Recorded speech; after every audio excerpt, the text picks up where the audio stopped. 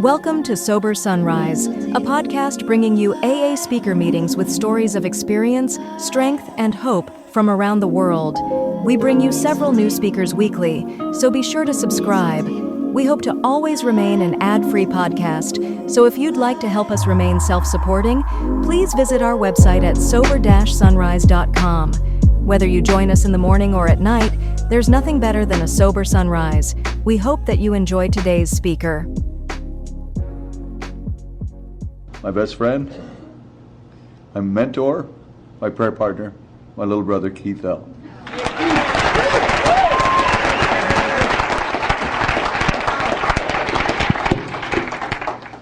Damn you, Mike.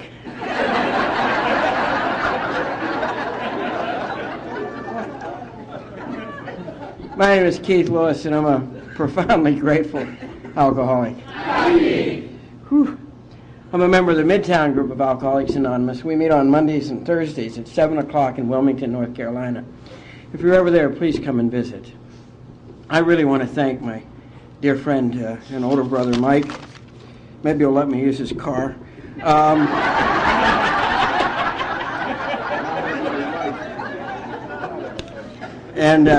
And I want to thank my lovely wife, Julia, who is at home. She isn't well, but I know exactly what she's doing right now. At this moment, she's in our prayer room praying for me, because every hour that I speak, wherever I am, she prays. And she told me to tell Mike that she had prayed for him this morning, and I told her if anybody needed it, it was Mike. And I want to thank Charles and Betty for asking me. I've looked forward to coming here more than you know, and Paul and Ann. And I also want to thank them for a little thing they did not too long ago when they discovered that my friend Mike was winning over cancer. They got in a car and drove from Texas to Maryland to wish him well. And that would only happen in Alcoholics Anonymous.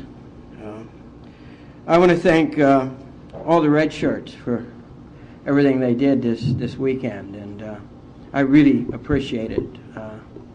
Nothing shows Alcoholics Anonymous like selfless service.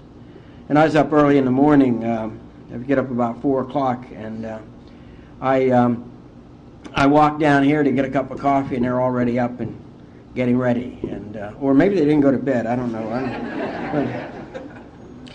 And Mike and Joe Allen for picking us up. It was just wonderful. They're terrific. Mike let me drive his PT Cruiser around the block, and by the time I got back, I was talking like Jim Cagney. And I want to thank Leslie and Octavia, Jack. God, what a wonderful message that was today. I want to thank my brother Mike and Charles's brother Mike for the wonderful job he did, and I look forward to hearing Susan and Father Peter. And I want to thank Father Peter for having Mass today and that beautiful message he delivered.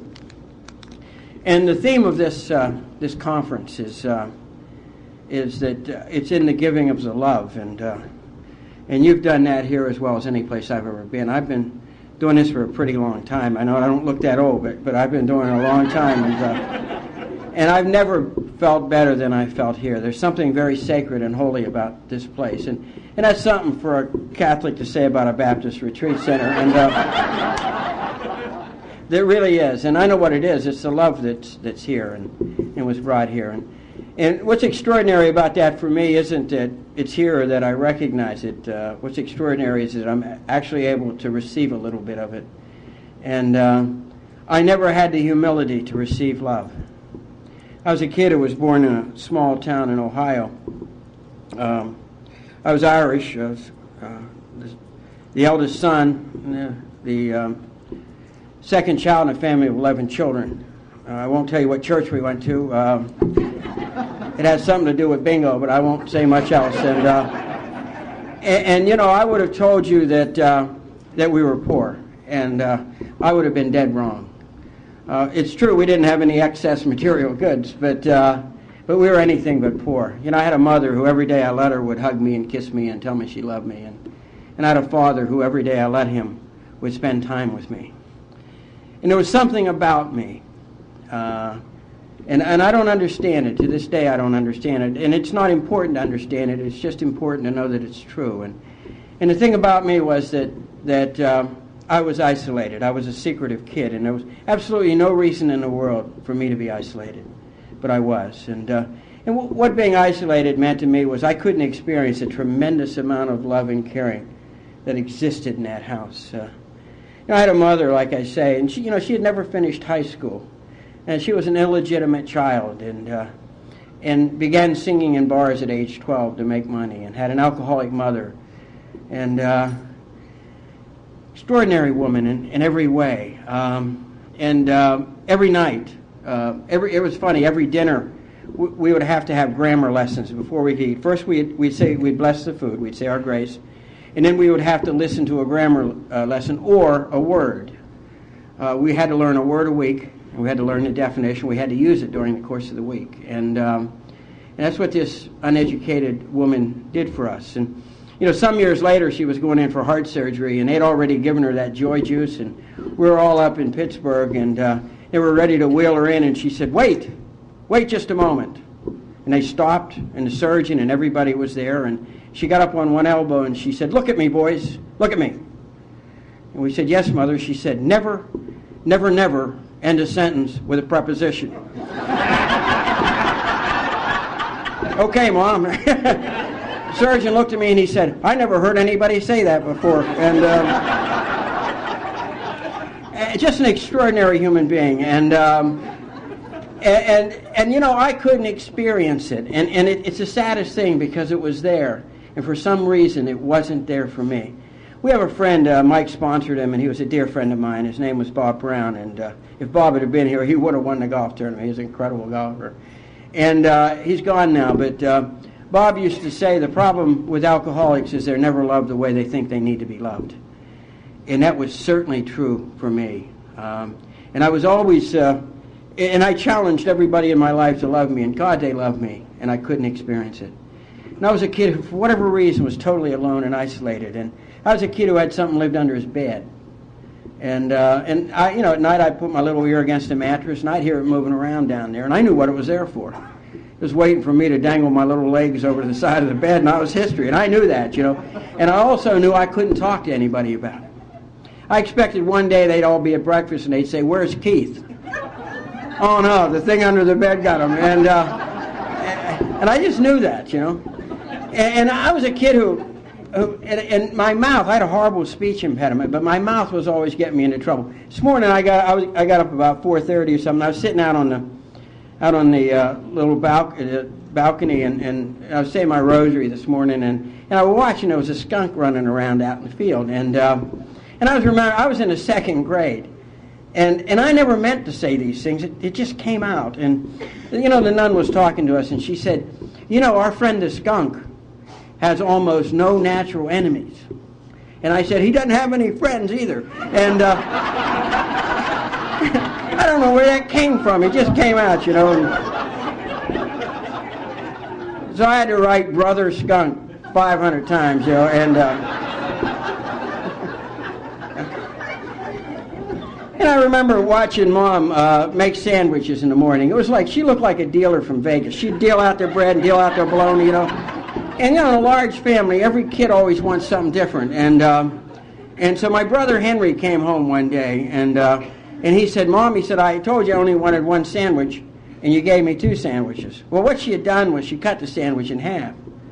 And now, Henry's not the sharpest tool in the box, but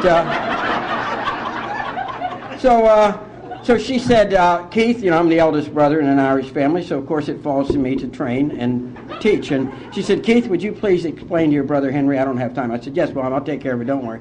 So the next morning, I fixed Henry's lunch, and I took a half a sandwich and cut it in half. It was an experiment, and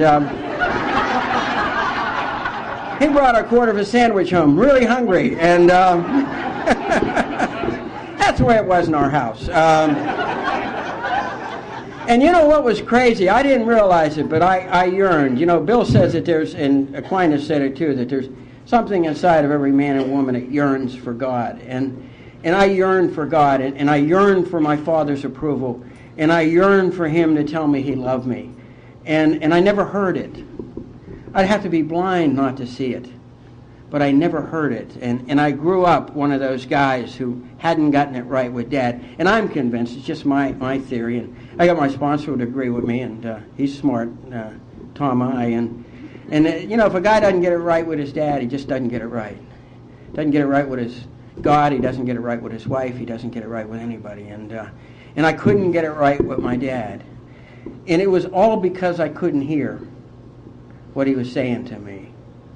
I was a kid who tried to be good, and I wasn't very good at it, so I decided I'd be bad. So I became what they call mischievous. And I went to a little Central Catholic high school, and the school board was made up of all the pastors of the parishes. And I got a call one time, and it was Monsignor Close, and he said, "Keith," and he used to call me Little Potato. I served Mass for him. He said, "Little Potato?" I said, "Yes, Monsignor." He said, "Are you all right?" And I said, "Well, yes, I am." And he said, "Oh," he said, "I'm so glad." He said, "I was at a school board meeting. Your name never came up. I thought perhaps you were ill." And, and it was, it's just, and like, I'd get into trouble. I'd have to serve detention. And when you served detention in my high school, you had to serve with Sister Victoria. And Sister Victoria was the nun who ran the library. Now, this tiny little library, some old dusty books, and she'd walk around like it was a Library of Congress. She'd think she was doing God's will, the way she acted. And she would say odd things like, "Every boy is a prince and every girl is a princess because we have a father who's a king." We'd look at each other and call each other Prince Keith and Princess Mary and things. And when you served detention, you had to go be with Sister Victoria, and you had to make rosary beads. Those are things that Catholics pray on, and they give you wire and beads and pliers and all this stuff, and you had to make rosary beads. And I spent a lot of time with Sister Victoria, and she used to put me behind a magazine rack because she said I was a prince, but I was contagious. So I'd sit back there and make rosary beads, and mine were different. Your standard rosary bead has 10 beads on each decade, and I made them with 11 beads on each decade. And they'd take these rosaries and they'd send them around the world to missions and things like that. And after 4 years, there were hundreds of mutant rosary beads out there, and it was, and she never caught on. And you can't leave without them knowing. It would be like wasting 4 years of your life. And so I went to tell her what I'd done, and I said, "You know what I've been doing the last 4 years, sister?" She said, "Yes, I do, you sly little prince." She said, "You've been putting extra beads in all the rosaries, and I know why." And I remember thinking, I hope she tells me, because I haven't the foggiest notion of why I do these. And she said, "People all over the world are praying extra prayers, and God's going to give you all the credit." Don't you just hate people like that? Then she did something that terrified me, and she took both of my hands in her hands, and she looked deep into my eyes. She was a spiritual person. She was an eye person. I was a shoe guy. I looked at shoes, but she looked at eyes, and she looked deep into my eyes, and she said, "You're a very special child of God, and one day you're going to go around the world and tell His children how very much He loves them." And so, in honor of Sister Victoria, if you don't know it, God really does love you. Okay, sister? Okay. Got that over with. I graduated from high school, much to everyone's surprise, and actually, I was a merit scholar with deplorable conduct grades. That's what I was, and I didn't know what I was going to do with my life. It seemed to me everybody in the world knew what they were going to do but me. So I knew I had to leave, because if I left, they would think I was doing what it was I was going to do. And the only way you left back then was you went to college, and it wasn't in the cards because I had a sister in college already, and my brother Denny was a year younger, and Denny had a rheumatic heart, and it was very clear he had to go to college, and old Dad was working as hard as he could already, raising 11 of his own kids, and then he raised kids who had no place else to go. Never owned an automobile or anything. I remember one time I said to him, "Dad, why can't we have a car like other people?" And he said, "Well," he said, "which one of your brothers and sisters do you want to trade in?" And I said, "Well, this is a union area. I guess we ought to go by seniority, Dad." And he never got it. But I took my very first inventory. I stood in front of the mirror, and I took my shirt off, and I flexed my muscles, and I turned sideways and stuck my chest out, and I was 5 feet 1 inches tall, and I weighed 113 pounds, and whatever else I was a born killer. So so I went over to Wheeling, West Virginia, and joined the Marine Corps. And the problem with that was I had failed to share that with my parents, and I wasn't yet 18, so they had to sign for me. And the recruiter showed up with the papers, and my mother almost died, a poor thing. And I remember she cried all night. She kept saying, "Scott, they'll kill him."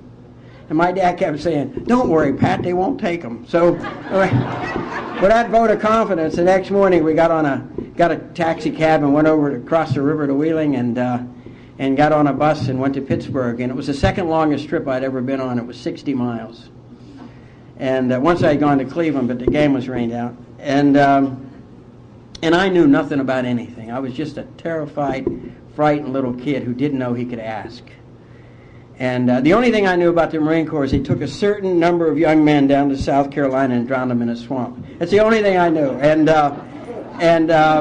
I knew I couldn't ask. And that's what was crazy about this whole thing. I just knew that I couldn't ask.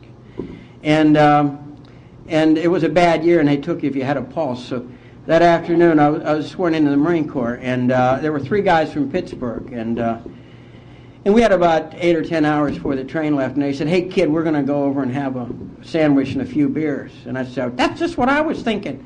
I was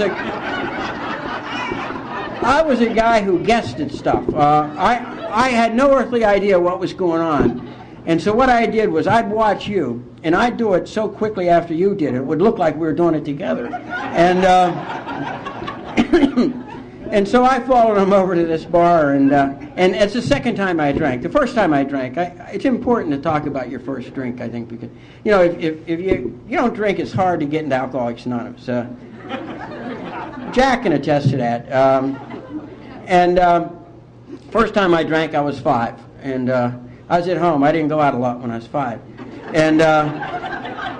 And my brother Denny and my dad and I were at home, and we were sitting around a table playing cootie or some game, and Mom was either at the bingo or having a baby or something. And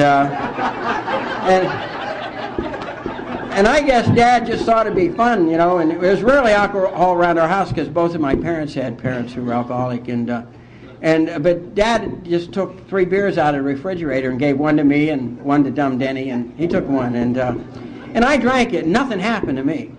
Nothing. I was perfectly fine. Denny, on the other hand, was having a spiritual awakening, and he was rolling around under the table singing "Mary Had a Little Lamb" and other drinking songs, and Dad panicked, and he wrestled him to the ground, and he took his clothes off and put his jammies on. He took them up and put them in his little crib, and I'll never forget this, you know.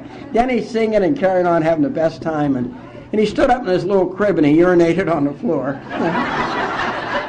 And I remember thinking, you know, there's a kid who's powerless over alcohol and whose life has become unmanageable.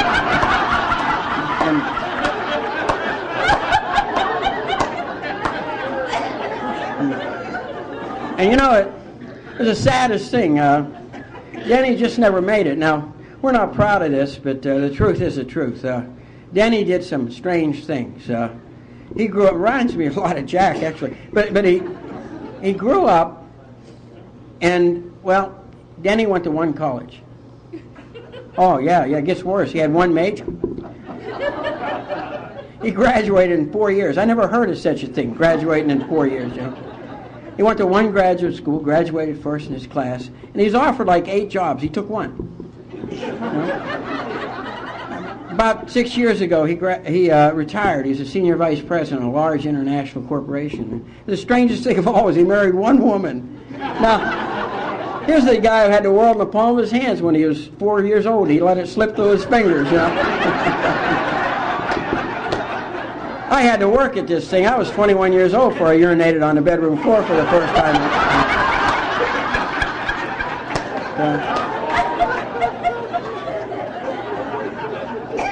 But the second time I drank was that night in that bar in Pittsburgh, and anybody who's alcoholic knows what happened to me. Somewhere between the second and third drink, my life changed, and it changed in a way that was to dictate the terms of my life for as long as I lived. And all those things that happened to us happened. You know, I became brilliant and magnificent. You know, this place I remember was filled with a bunch of men. When I went in there, I was intimidated and fearful, you know, and all the men had real women with them, you know, how they are, you know. And, real women hang around with real men, and guys like me used to get what was left. And the bartender came over, and he said, "What do you want?" And my first thought was, "Oh, my God, a quiz." That's the way I felt about life. I thought when you least expected it, somebody was going to say, "Take out a blank sheet of paper." They were going to ask a bunch of questions, and I studied all the time. I just never studied the right stuff. And so I didn't know how to answer that question. So I did what I always did. I watched the other people, and I did what they did. And then they came back, asked the same question, and I watched them, and they said the same thing, so I did too. They came back the third time. I ordered first. I'd become a leader. And it was magnificent. I stood up. I didn't mean to stand up. I couldn't help it. And the floor was 6 feet 4 inches below me, and my right shoulder was out, and my left shoulder, and the muscles were rippling through my body, and the mind that had been filled with terror and fear, boom, was crystal clear. And I remember thinking, it's so simple. Why didn't I see it before? And for the first time in my life, I saw the big picture. I understood what it was all about. It was amazing. I knew about God. I knew about women. I knew about everything. And I looked around the room and my heart broke because the room was filled with a bunch of pathetic, sniveling little men. And all of them had women with them or looking at me with their hungry eyes. You know how they do it. And, my sponsor said to me, you could have quit drinking then. I said, Tom, who would have wanted to? That's the first time in my life I felt that good. And I drank till we had to go catch the train. And then I went to the train. I think I went to the train because I woke up on the train. And I think that's logical. And I was lying on the floor of the Pullman coach that the Marine Corps had provided for me, and someone had wet the floor I was lying on, and whoever it was, they had wet me too. And so I got up and changed clothes and got off the train, and the guy said, "What took you so long?" And I didn't share. And they said, "Where are you going?" I said, "I'm going to get something to drink." And we were in Washington, D.C., and I found a bar and drank breakfast. Got back on the train, and I drank till we got to South Carolina. And I fell off the train. And I don't know what happened. They moved the bottom step or something, but I fell across the next set of railroad tracks, and a very rude man they had sent to greet us was there.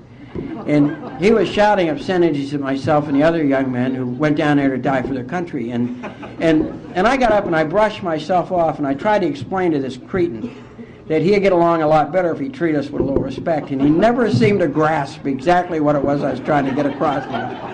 And they say you learn from every experience. And what I learned from that experience is you can do a lot of push-ups drunk. That's what I learned from that experience.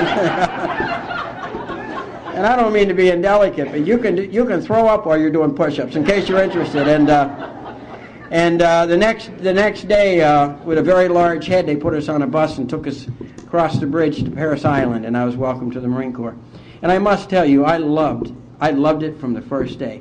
The craziness and the screaming and the carrying on wasn't all that different from my house, and I mean it. I loved it. I fell right into it, and I made up my mind I was going to spend the rest of my life in the Marine Corps if they'd have me, and I won Dress Blues Award and Outstanding Man's Award off of Parris Island, and every promotion I ever got was a meritorious promotion. I was the youngest NCO in the Marine Corps one time, and I worked hard, and I received an appointment to Quantico, to OCS, and I would have been the youngest commissioned officer in the Marine Corps. I would have been commissioned before the guys I went to high school with completed college.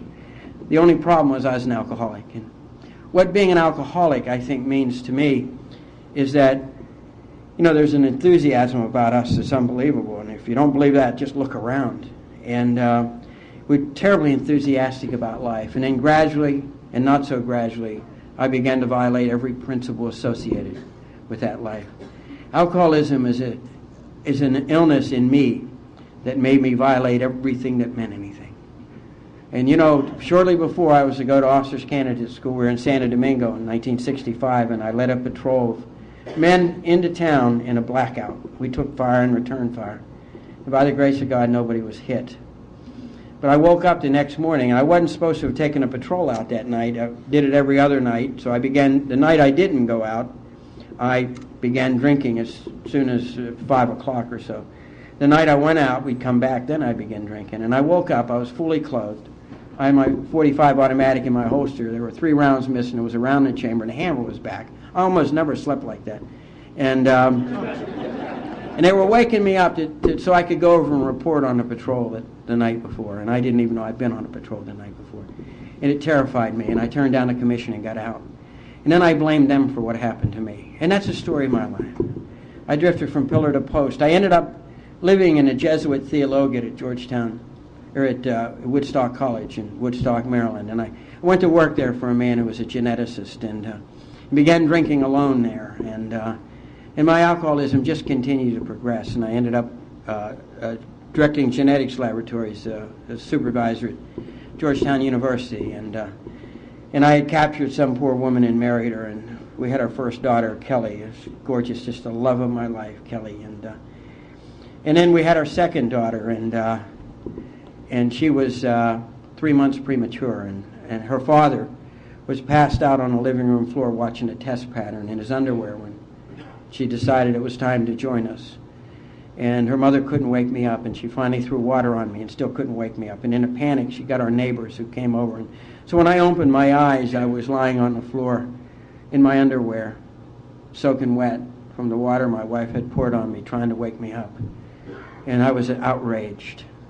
I knew that if this kid would have come on time, I'd have been all right. If they'd have waited till I was all right, she'd have carried her for 3 years. But I got up and I put her in a car and sped across Washington, D.C., and took her to the hospital that I worked in and demanded they take care of her. And I was a drunken embarrassment. And this little thing was born, and she weighed less than 2 pounds. And I couldn't handle it. I could so relate. I couldn't handle it. I just went home. And my wife called me and said, "Please come back. Our baby's going to die. Please come back." And I was in a rage, and I got in a car and drove back across Washington, and I went in, and the chief resident was a woman named Mary Kate Davitt, and I had been, she and I were classmates in high school back in Ohio, and here she is, the chief resident on the neonatal nursery, and she pulled me aside and she said, "Keith, we have an experimental machine." She said, "We just got it a few days ago, and we put it together yesterday. We'd like to put your little girl on it. We don't think it'll make a difference. We think that she'll be retarded if she lives, but we don't think she'll live. I had to be honest with you. But we'd like to put her on the machine." And I said, "Have you talked to her mother?" And she said, "We can't." And I looked, and my wife was walking back and forth in a state of shock with a 1,000-yard stare. And I said, "Do whatever you think you have to do." And she explained to me how important it is that these kids be touched and that they be loved. And I was terrified to go in there. I'd long since figured out that if God figured I wanted something, he took it away, because everything that was important to me was disappearing from my life. And I went in, and when I had to, I didn't do it because I was a father, and I did it so I wouldn't look bad in front of the people with whom I worked. And we had an office across from the neonatal nursery, and I would sit in there at night with the light out, and I'd watch my wife pace back and forth. And 72 hours is particularly critical for these kids, and I watched my wife go in and baptize our infant child because they didn't think she lived through the night. And I knew what to do because I watched my father. My father was the greatest father and the greatest husband I ever saw in my life. He'd have gone in, and he'd have put his arm around his wife, and he'd say, "Pat, with God we can do anything." I knew all the words, I knew all the actions, I just couldn't do it. There was nothing left inside of me. And I ran down to the chapel. Georgetown's a Catholic university, and I ran down to the chapel, and I hadn't been in the chapel in a long time. I'd long since given up on God. And I went in front of the tabernacle, which was my favorite place as a kid. I'd never go by the St. Mary's that I didn't go in and spend time in front of the tabernacle. And even on a ball game, I'd run by and say, "Jesus, I'm going to go down and play. You can come if you want to." And it was my place. And I hadn't been there in a long time. And I went in and I got on my knees and I wept and I begged God to let my little girl live. And I said to him, "If you'll let her live, I'll do anything. If you let her live, I won't drink." And I was drunk in 12 hours. I never want to forget that I drank when I thought drinking would kill my baby. I love Blaise Pascal, the French philosopher and theologian. He said, "God created man in his own image, and unfortunately man returned the favor." And I had created a God who would kill a little girl because her dad was sick, and that's not the God I know today. And she lived. It was an amazing thing. And she went on to graduate with honors from Auburn University, and she's got two beautiful little girls of her own now. And I was speaking down in the Panhandle of Florida a couple years ago, and I called her and said, "How you doing, baby?" And she was crying, and she said, "Daddy," she said, "I have kidney stones, and I'm having contractions, and the baby might come early, and I'm afraid if she comes early, she'll be just like me." And I said, "If she's just like you, you'll be the luckiest parent in the world." And I borrowed a car from an AA friend and drove about 4 hours up to her, and was able to sit with her and talk to her and pray with her and turn around and ride back in just in time to speak. And my heart was full. You know, you can't live like that and be married. And one day my wife finally said, I can't live like this anymore. She said, I'm afraid you're going to burn the house down with the kids in it and all that. And I knew she was right. And I packed 2 suitcases and I left. And there's a tremendous amount of relief in that. I think with our spirit and with our heart goes our courage. And I was a complete coward by this time. I wish there were another word, but I just can't think of one. I was a coward. Life had whipped me. I was overcome. And I went to where I needed to go. And I went to the Skid Row section of Washington, D.C., and I was living in the basement of a house. And I won't go into the details, but May the 13th, 1973, I went in to what passed for a bathroom to end my life. You know, a lot of people think that suicide's a big deal. You know, it's not for an alcoholic. For an alcoholic, it's just the next deal. And, you know, it's like I spent 12 years trying to go back to that night in Pittsburgh. I just wanted to get back to Pittsburgh. And, you know, one day I went into the NCO club and I ordered a double scotch, and they said, "Corporal, that'll be 70 cents in your career." And I thought, that's about right, and I paid it. Anything to get back to Pittsburgh. And then, you know, one day I went for a bottle of gin or something, and they said, it'll be $7.75, and your wife and your 2 daughters. And I thought, that's about right. Whatever it takes to get to Pittsburgh. And then one day I went to buy something, God knows what, and it was probably 79 cents and your life. And I thought, that's about right. And I went in, and an extraordinary thing happened to me. I looked in the mirror and I said, "You're 29 years old, at least it'll be over." And I had a bunch of pills in there. I never took them. I know some of you think it's the saddest story you ever heard, but I just never, I thought if God made anything better than booze, he kept it for himself. And I was just not interested in anything else. And a woman spoke to me. Now, you got to know, I'm not happy with women and at this stage of my life. And a woman spoke to me and told me it was just starting. It was like a bolt of lightning. I never forget it. All of a sudden, my mind was crystal clear, and I remembered that my estranged wife had given me some phone numbers and said, "I can't help you. Maybe these people can." And I ran out, and I pulled a drawer out, and it fell all over the floor, and I was crawling on my hands and knees, sobbing like an idiot, and I found a phone number, and I called it. And it was to a treatment center. And I know there are people who say bad things about treatment centers, which strike me as odd because we don't have opinions in Alcoholics Anonymous, but I called and I talked to an alcoholic. I talked to someone who knew how to talk to someone like me. And she calmed me down and got my number and called me back. And I know now because she knew how suicidal I was. And she told me that I could come out there in 3 days and did I need help stopping. And, you know, the only time I'd ever stopped was one day I came out of a blackout and had blacked my wife's eye in a blackout. I just loathed myself, and I tried not to drink for a while, and I didn't drink for a while, and it was so bad that she asked me to drink again. That's how bad it was. And I said to her, "No, I can stop on my own." I had no idea what I was saying. I hung up the phone, and I looked, and there was almost a full bottle of scotch on a draining board. And I didn't know AA existed. I didn't. But I knew what the problem was. I knew that I would drink the stuff that was in that bottle. I knew I had no say over it. And I went over and began to pour it out, and I knew I would, and I knew I was powerless over alcohol. And I stood back, and in a panic, I threw the bottle, and it hit the sink, and it burst. And, you know, if the bottle had bounced, I don't think I'd be here. And then I proceeded to spend the next 3 days not drinking. And I heard those things. I heard Beethoven's Fifth Symphony for 18 hours. It was coming out of the radiator of my car, the parking meter. I had to go borrow $300 to get into this place, and I'm listening to Beethoven's Fifth Symphony, and there's stuff crawling on the seat of my car. Oh, it's amazing stuff. And somehow I knew when the 3 days was up, and I put stuff in this car, and I took off. It was a 30-mile drive, and it took me 6 hours to get there. And I would drive about a mile, and a terror would set in, and I began to shake, and I began to cry, and I ended up wetting my pants. So I'm changing my pants beside my car on Route 29 outside of Washington, D.C., and my Phi Theta Kappa key fell out of my pocket. And I thought they were wrong. I mean, I was a kid with a potential.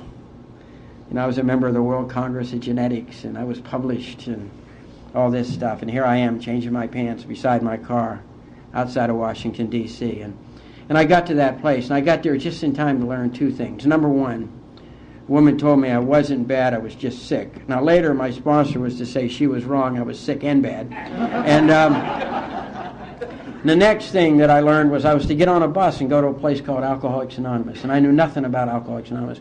I knew it was an organization that used to exist, but I thought that once we had gotten so scientific, we no longer needed that. I mean, I thought AA went out when God did, but I got on the bus because I was desperate, and I rode along, and I went to Alcoholics Anonymous, and a man greeted me at the door. He was an I guy too, and he said a strange thing to me. He said, "Son, if you keep coming here, you never have to drink again." And I wanted to say to him, "Buddy, you don't know me. I'm a guy who drinks when he thinks drinking will kill his little girl." But he did know me. He knew me better than I knew me. And more importantly, he knew what was wrong with me. And he knew what would fix me. And I began, I think, what has to be the most exciting journey in the world. And for the gentleman who has 13 days, God bless you, we're so glad you're here. And for the gentleman who got the book, fasten your seatbelt. If you'll stay with this gang of lunatics, I promise you more excitement than you ever knew in your drinking days, ever knew.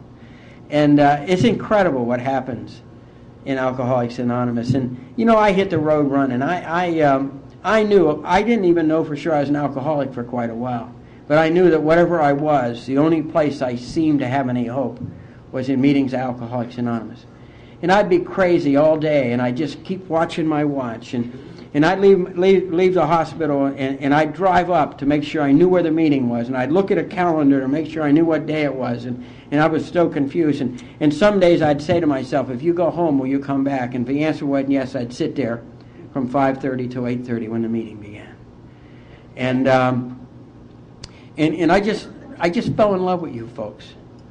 I was out of that treatment center, and I went to a meeting, and I bumped into a man named Dick L. And Dick greeted me at the door.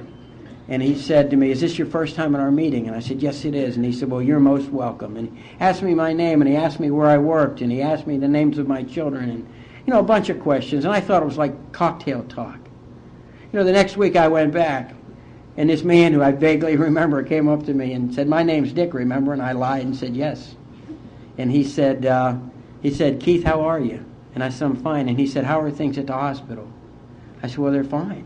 And he said, "Have you been able to talk to Kelly and Kimberly this week?" He remembered the names of my children. And I was hooked. I was hooked. I discovered that you people aren't phony. You really mean it when you say it. And I was launched into an exciting, exciting life. And I was insane. I mean, the first year I was sober was absolutely crazy. I couldn't sleep. And at the end of the meetings, they would say, "Does anybody here like to bring something up that might make them drink?" And I'd put up my hand. I'd say, "I can't sleep." And they'd take turns, saying, "Nobody ever died from not sleeping," And one day I jumped up and screamed, "No, but people died from saying nobody ever died from not sleeping." And I never got any more feedback after that. And I remember I had to go shopping. I had to buy groceries, but I couldn't be in a grocery store for any period of time at all. I'd go crazy. So I learned to shop in a little red basket. And so what I'd do is I'd go up to the Safeway on Wisconsin Avenue, I'd park my car, and I'd gather all my courage. I'd run in and grab that red basket, I'd take off. I'd go up and down those aisles like I was in that contest, where you go shopping. And I'd grab it, and you're allowed 10 things, right? So I'm going through the line, and by this time I'm sweating, right? And I guess it was a slow day or something. The guy said, "Pardon me, sir, you have 11 things." And I said, You're right. I don't deserve to shop here. You're right." And he said, "Oh, it's just a joke. And I turned around, as a woman was standing, her eyes are about that big. I said, "This man caught me sneaking 11 things for a 10-item line." And, she just wanted to buy a few things and go home with her family. She didn't want to diss. So the manager came over and said, what's the problem, sir? I said, you got to promote this man. He caught me sneaking 11 things for a night of mine. And I did what any normal person do. I burst into tears and ran out of there. And now the problem with that is I told my sponsor, never tell your sponsor stuff like that. And my sponsor had a saying, it wasn't get in the car. It was, you're where? You did what? Get your ass over here. That was my sponsor. So I drove over to his place and I explained my side of the story. And he said, well, this is easy to fix. So we got in the car and I thought he was going to go up and punch the guy out or something. And we go up to the Safeway and he said, go on in, make amends. I said, no, please, just go on in there, So I went in and, the manager came running over. He said, sir, are you all right? I said, well, I almost died from alcoholism. Mother had a square nipple. And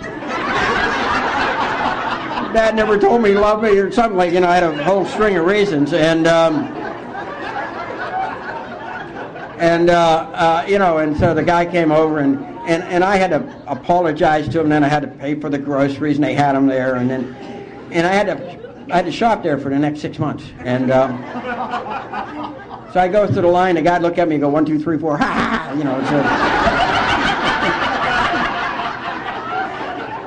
It was awful. And then it was a day I got up, and I got all dressed up to go to work. And the problem was I couldn't remember where I worked.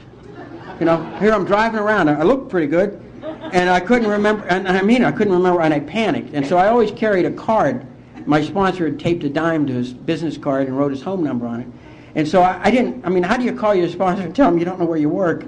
And because I knew I was crazy, and when you found out, you weren't going to let me come to AA anymore. And but I was just panicked, so I called him.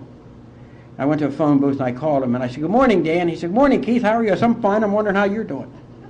He said, well, I'm all right. And he said, what's all that noise? I said, I'm calling you from a phone booth. And he said, did your car break down? I said, no, car's fine, Dan. I was wondering how you're doing. And he said, what's the matter, buddy? I said, well, Dan, it's not a big problem. I just can't seem to recall where I work. And he said what he always said. He said, oh, you got the old I can't remember where I work problem. He said, a lot of us have had that. Well, I never met another person with that problem. So then the minute he told me, I not only knew where I worked, I knew what I did. It was like it was all in one package, And if you got any of it, you got it all. And I was terrified. And he said to me, it's scary, isn't it? And I said, oh, it sure is. And he said, our book says that to pour alcohol in our brain is a very unnatural thing. And he said, it'll take a while for your thinking to straighten out. And I said, Dan, do you think I might have brain damage? And he said, I'll be honest with you, Keith, it's a little too early to tell. And he said, but I'd like to make a suggestion. I said, anything. I'm honest, willing, and open-minded. And he said, if you ever have this problem again, he said, try to remember to look at the front bumper of your car because you have a parking permit for the university. And I was thinking, where do these people learn these things? You made life look so easy, it was just amazing. One day, I was sober 3 months, I got a letter from a man named Jerome Lejeune, probably the greatest cytologist that ever lived, at least the greatest one I ever met. And he was in Paris, France, and he asked me to come and study staining techniques with him. He developed a staining technique for chromosomes, and I couldn't believe it, but I knew that if I took it to my sponsors, see, I'd figured out this sponsorship stuff. Sponsors are people who figure out what you really want to do and tell you can't do it. That's what sponsors do. And I knew that I couldn't go to Paris. I knew that. So I wasn't even going to give him the satisfaction. But finally I decided. So we went to lunch and I showed him the letter. And he looked at it. He said, this is wonderful. I said, you mean I can go? He said, you have to go. He said, this isn't about you. He said, the best you can do is crap your pants over there on Skid Row. This is Alcoholics Anonymous. That's what this is about. And I said to him, I said, Dan, I didn't think you'd let me go. He'd say, look at me, as my mother used to do that, He'd say, look at me, and I looked at him, and he said, I want you to remember this. He said, you can do anything in Alcoholics Anonymous if you prepare properly. And that's the truth. I found that to be true. For almost 30 years now, I've been able to do anything and everything if I prepare properly. So if you're kind of new and think your life's over, oh, you are so wrong. You're going to go places and do things that you never imagined possible. You're going to plumb the depths of a spiritual existence, and you're going to laugh, and you're going to do things that you're going to become close to people because you're going to learn that wonderful, wonderful gift of receiving love, the ability to receive love. Tonight the homily at Mass was about receiving forgiveness, and so much of that is about receiving love, the ability to receive love. That mother who loved me so very, very much. You know, I took her to a meeting of Alcoholics Anonymous, and she loved you immediately. And she said to me, I said, Mom, is there anything I can do? It must have been awful having a son like me, worrying. I was discharged from the Marine Corps. It took me 10 days to go from North Carolina to Ohio. And they had a welcoming home party, of course. Now, they're all pre-Al-Anon, so they left the balloons and everything, so I'd know. And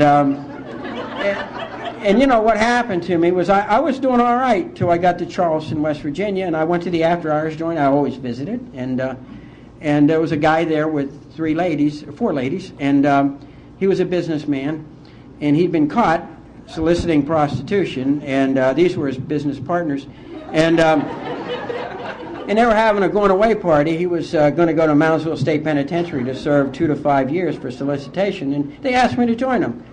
I mean, I was raised to be polite, and so I joined them and began to drink, and the next 3 or 4 days were like a haze. I was in and out of a blackout or a grayout or whatever it was, and I remember one time I'm driving this guy's Cadillac convertible up to the gate of Moundsville State Penitentiary, and the thing that was and all these girls were all crying and saying goodbye to him, and what was interesting was I didn't know I knew how to drive, because I sure didn't have a license, but I guess I could drive drunk and I couldn't drive sober, but it was crazy, and I finally got home. It was just insane. I mean, that's the way my life was. It was just absolutely insane, and I'd done these things to this poor woman, and she said, honey, you just keep staying with those people. That's all I want from you. You just keep hanging around with those people, and you do what they tell you. And I got a 4-year token. It was the first token I got. In North Carolina, they invented the chip system, and it hadn't yet gotten to Washington, D.C., we were driving home from that meeting, and she said, you know, I'd really like to have one of those coins one day. And so I gave her my token. And every year on May the 13th, I'd send she and my father a token. And she loved it so. And she loved you so.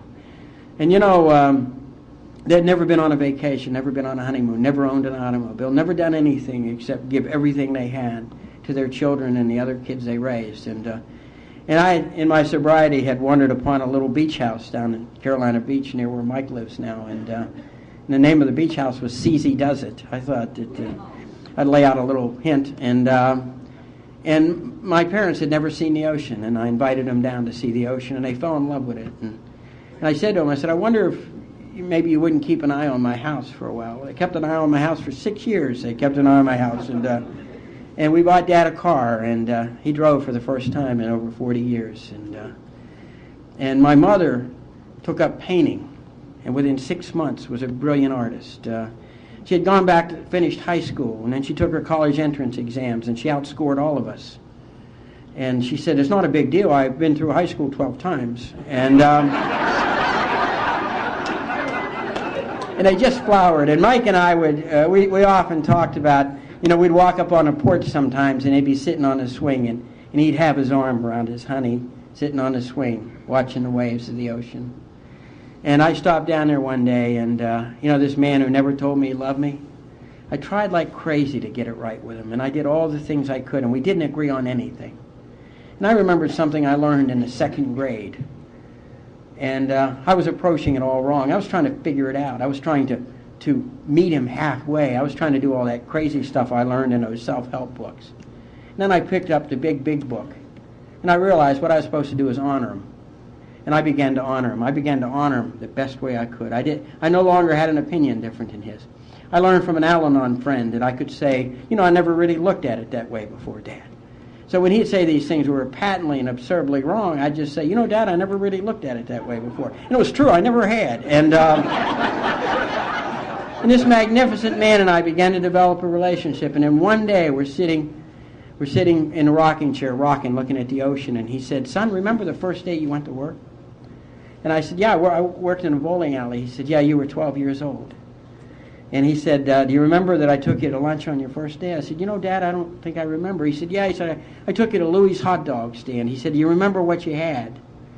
And I said, I'm going to go out on a limb here, Dad. Did I have a hot dog? And he said, of course you did, you loon. He always called me a loon, you know. And he said, do you remember what you drank? And I said, I probably drank orange pop. I always drank orange pop. He said, not that day. He said, that day you drank root beer. He said, I drank root beer, and I think you thought men who worked drank root beer. And he said, I explained to you how to do a good day's work for a good day's pay. He was explaining to his 12-year-old boy how to grow up. And he said, I walked you down to the bus stop because it was in the next town. And he said, son, do you want me to come with you on your first day? And you said, no thanks, Dad, I'll do it alone. He said, I watched the bus till it was out of sight and you never looked back. And he said, from then on, you never let me help you. He said, all your brothers and sisters let me help them go to college, and you did it all on your own. He said, you put yourself through high school and you never let me help you. And I thought back to our book, and it says that people treat us the way we make them treat us. And I had robbed this man of doing what he did better than anybody in the world, and that was to be my father. And a week later, I borrowed $1,000 from him. And I put it in the bank, and a month or two later, I paid him back. And from that day till the day he died, we were best friends. I let him be my father. I started stopping by and taking advantage of the wisdom of this incredibly spiritual man. He'd always say something odd like, what do your friends in Alcoholics Anonymous say about it? He said, you know, I believe with your friends in Alcoholics Anonymous and God, you can't go wrong. And I remember I was an officer in a corporation, and I just hated it. But you're supposed to do it. It was a lot of money, and I just hated it. And I stopped by to see him, and he said, you know, he said, I've never seen a happier man in my life than you since you met those people, and they turned your life around. What would they say? I was always struck by his incredible love for you. You know, in the year 2000, I had a 3-week stretch that was beyond belief. We were supposed to have our family reunion, and I was asked to speak at Founders Day. And it's got to be one of the greatest honors in the world to speak in Akron, Ohio. You know, AA was founded in Akron. I think if it weren't founded in Akron, it would have been founded in Texas. I really mean that, yeah. Now, you know it was founded in Akron, but I say it because there are people from California here who don't believe it was founded in Akron, but I just thought I'd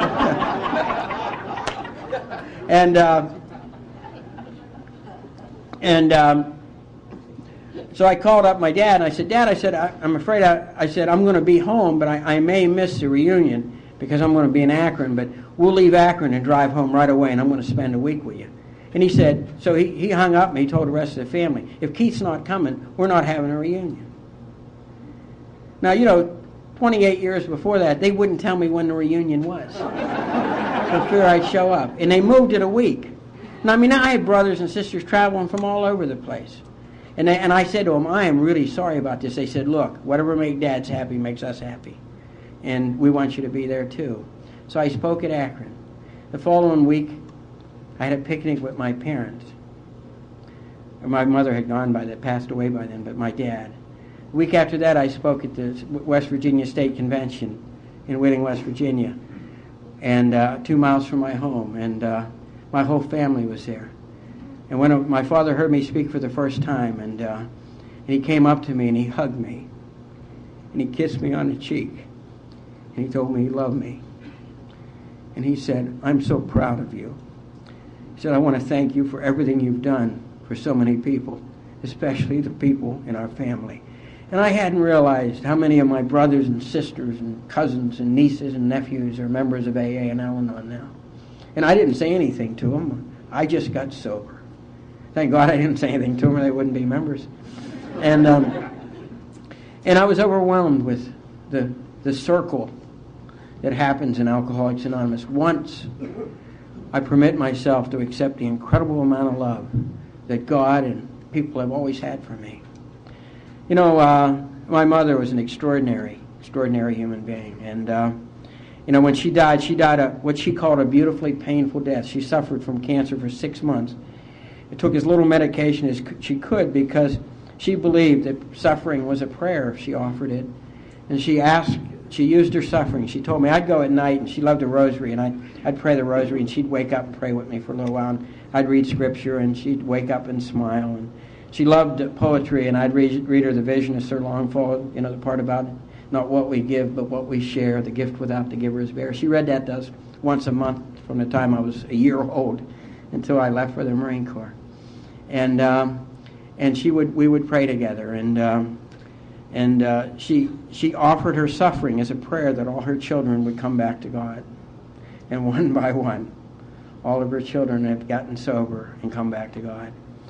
And you know, my sisters, God bless them, took such good care of her, and they put pictures of all the children, and they had 11 children, they had 20 grandchildren and 30 great-grandchildren, and they put them all with all the in-laws and daughters-in-laws and son-in-laws all over the wall. My mother would wake up and look at that and smile. And my brother Larry, who's in the fellowship, and I were up to visit her, and my niece came in, and she was all excited and said, you have to come, and my sponsor's speaking. And I said, well, I'd love to hear your sponsor. I said, maybe another time. I said, I thought I'd spend the evening with Mom. And my mother said, boys, look at me. And we looked over there, and she said, you go to that meeting. Always go to those meetings. Those are the people who brought my boys home to me. She loved you so much. And you know, she listed the things she wanted in her coffin. And to the very top of the list was my 23-year token. The very top of the list. How can I thank you for that and for everything else? You know, my father passed away in December, and I went up to see him in October. And he was very lucid, and we talked. And we had those talks, and I said to him before I left, I said, Dad, is there anything we need to say to one another? And he said, no, son. He said, I know you love me, and you know I love you. And I started to leave. And he said, there is one thing. And I went back, and I took his hand. And he squeezed my hand, and he said, again, I want to thank you for all you do for so many people. He said, you keep giving what you have, and you keep getting more. And nobody knew that better than my father. And you know, when he passed away, we were around his bed, my lovely wife Julia, and a bunch of us, we were around his bed, and I was holding his hand. And we prayed the Hail Mary, and then we prayed the Lord's Prayer, and I had told him it was okay to go. I said, go be with Mom, and my brother Terry had passed away, and I said, go be with Terry and Mom, and it's okay, we're okay. And I promised him, I said, I'll pray for everything you pray for every day. You can pass it to me. Because he prayed for everything every day. And I held his hand, and we prayed the Lord's Prayer, and when we said amen, my father squeezed my hand and went into eternity. And I left that room, and I said to my wife Julia, I said, this isn't supposed to happen to me. I'm supposed to be down the street trying to drink up enough courage to come here. I'm not supposed to live like this. Of course I am. I live like this because of you. Just because I'm one of you. Not a better one or a lesser one. Just one of you. You know, when I had a lot of amends to make, and the theme of this weekend certainly has been spiritual, and I'm profoundly grateful for that. And you know, the book says that we don't apologize for God, and you know, I came to Alcoholics Anonymous, and I was one of those religiously anti-religious people. I sat around waiting to be offended, and when my 8-step list came up, I mean, I just loathed religious people, and because they're all hypocrites, we know that. And when on my 8-step list, I had religious people. And I decided that I had to make an amends. So I went looking for a religious person, and I went to a retreat center, a Jesuit retreat center, where Mike and I have been to many, many retreats over the years. And I went down, and I was looking for this young theology professor. I'd gone back to school and taken a degree in philosophy and theology out of Georgetown. And I was looking for this young professor because he would understand the significance of this deeply humble act I was about to perform. And, you know, I couldn't find him. But there was an old man sitting in a room, rocking in a rocking chair, reading his breviary. And I knocked on the door, and I said, Father, may I speak with you? He said, of course. His name was Father Jim. And I went in, I sat in a rocking chair, and we sat and rocked, and I told him why I was there. I told him how ashamed I was of the way I had talked about people like him and what I had done, and I told him about going to Skid Row. I told him about my baby Kimberly, and I told him about all those things. And I got halfway through. The most astounding thing happened. This man of God, got up and he pulled me out of the chair and he put his arms around me and he began to hug me. And he said, God sent you, son. I said, excuse me? He said, God sent you. He said, I have an illness. It's going to allow me to go home soon. He said, I was just sitting here asking God, as I understand it, my higher power, where I had missed it. He said, I've been a priest for 50 years, and I asked him, where have I missed it? And he said, I realize now that too often I didn't do what my higher power told me to do. He said, I stayed with the 99 who agreed with me. And he said, I'm sorry you had to be out there all alone. God used me to go talk to a holy man so that he could be healed before he went home. Me, a walking blasphemy. Me. You know, if you don't want to watch miracle after miracle after miracle happen, you better leave Alcoholics Anonymous. Because, you know, it's my great privilege. Mike and I do book studies in prisons and in halfway houses, and Mike does the book studies. I carry the book. And if you heard him today, you know why. And you know, it's just, I'm going to step way out of line. This week, Mike and I discovered that Mike's cancer is back.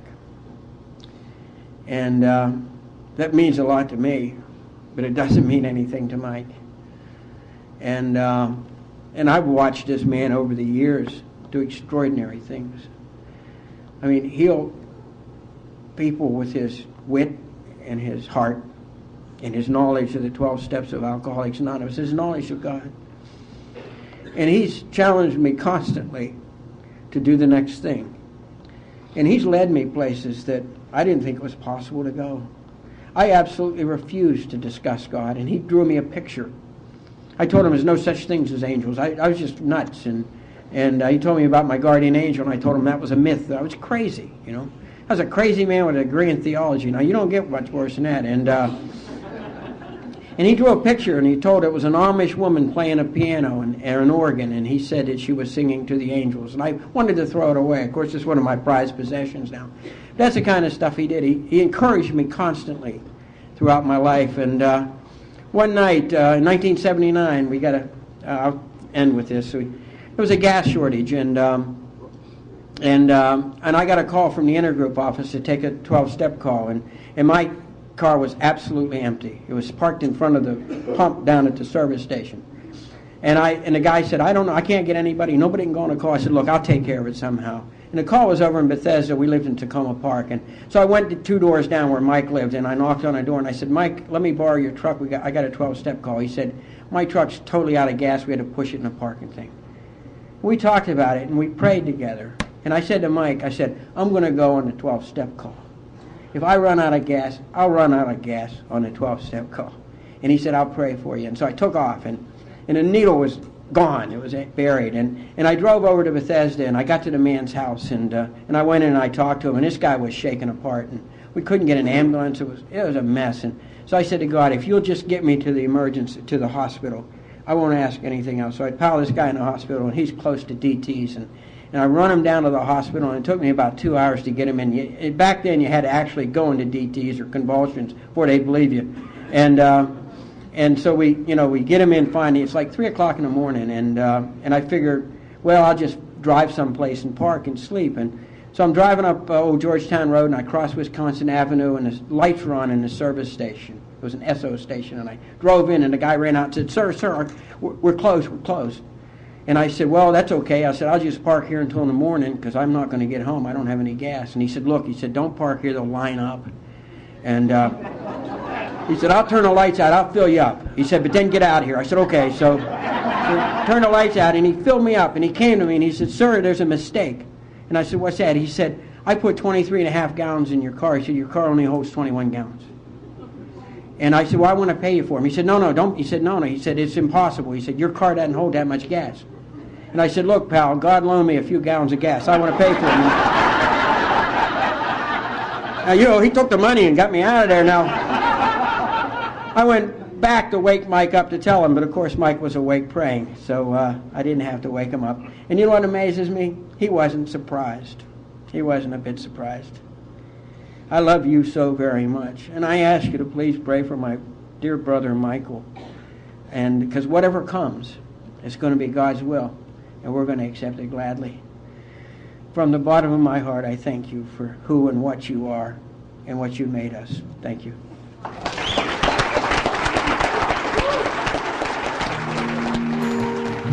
Thank you for listening to Sober Sunrise. If you enjoyed today's episode, please give it a thumbs up as it will help share the message. Until next time, have a great day.